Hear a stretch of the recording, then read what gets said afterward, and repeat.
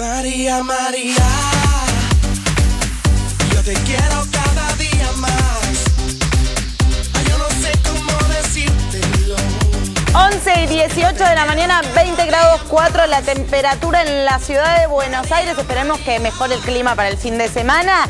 Y es un placer recibirlo porque lo extrañábamos, porque hace mucho tiempo que no venía nuestro amigo filósofo de la casa, Darío. ¡Sí! ¡Ídolo! ¡Ídolo!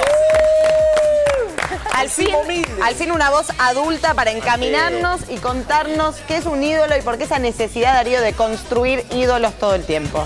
Bueno, a ver, hagamos un recorrido. Algo salió en el debate anterior que estuve escuchando, que es la petición por una definición, ¿no? Como tratar de enmarcar de qué hablamos cuando hablamos de ídolos. Sí. Como bien empezó a leer el Tucu ahí, digamos, la figura, la palabra ídolo, tiene que ver con el concepto de figura.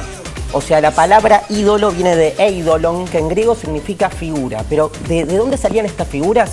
Eran las representaciones de los dioses en la tierra.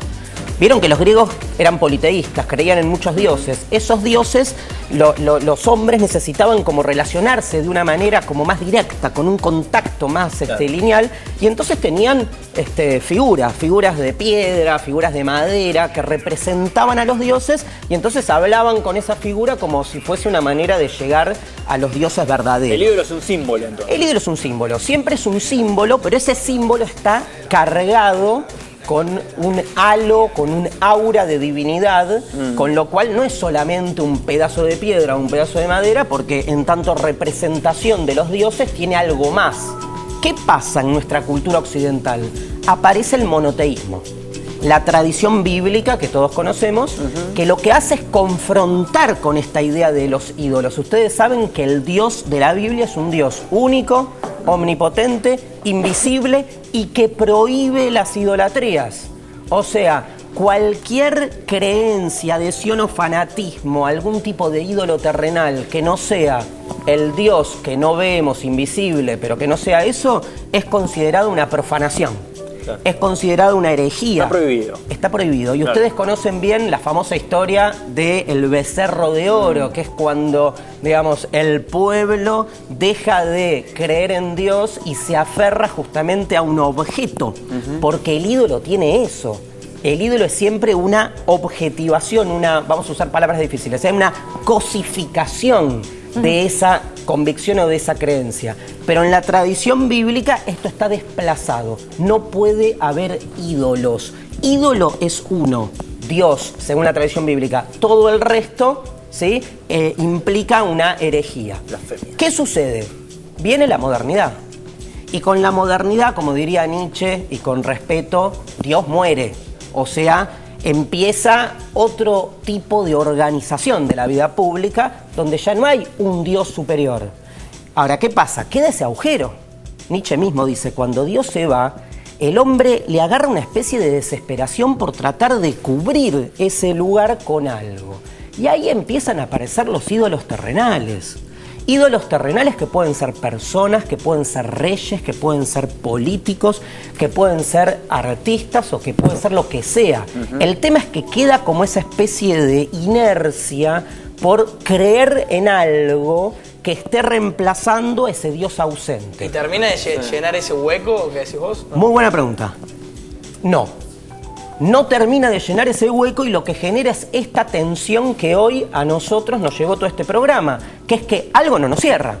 O sea, no nos cierra sobre los ídolos. Entendemos que los ídolos como que capturan muchas de nuestras necesidades de creer, de adoración o de lo que sea, pero al mismo tiempo entendemos que esos ídolos no son más que humanos que están ocupando un rol que les queda un poco grande. ¿Y qué pasa cuando se mete el mercado ahí? Digamos, antes mencionábamos eso. El mercado, en el caso de la fabricación industrial de ídolos en las sociedades globalizadas contemporáneas, lo es todo. Claro. O sea, lo que habría que diferenciar sería lo siguiente. Yo diría, hay ídolos que nos pueden ser muy útiles porque nos inspiran en nuestras búsquedas. Un artista... Referentes. Referentes. Muy bien, sí, sí, Dani, de referentes. Le bajaría esa condición de idolatría típica de las religiones. O sea, referentes que nos están ayudando a mejorar como personas, que nos dan como cierto norte hacia el que ir.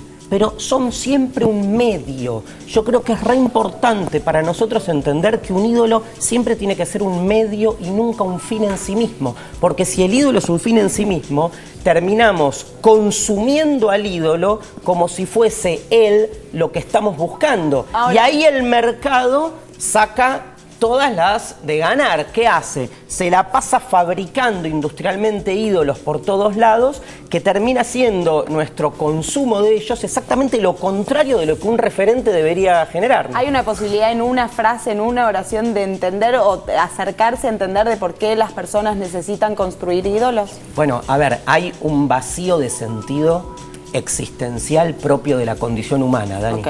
Nacemos para morir. Bien, con eso, mirá, lo dijimos lo muchas resume veces. también. Los filósofos siempre terminan con la misma frase. Pero estamos necesitando darle un sentido a algo sin sentido. Ni hablar. Claro. Los ídolos son una manera que lamentablemente muchas veces terminan siendo peor el remedio que el problema. O sea que nos Dari, morimos. sí, ya lo Nos hablamos morimos tantas igual, veces, con siempre ídolos, nos idolatrando a quien nos deja idolatremos, así. Siempre nos dice morimos que nos vamos a igual. morir. Viste que las voces de los adultos siempre te dejan como así, como me está diciendo algo que no sé si me deja tan contenta. Pero bueno, Darío se queda, ¿te quedas para cerrar el programa con nosotros? Obvio. Dale, muy bien, se queda Darío, quédate, hay más minutos, un poquito, breve pausa, no te muevas, ya venimos, dale. Tengo la camisa negra, hoy mi amor está de luto. Hoy tengo en el alma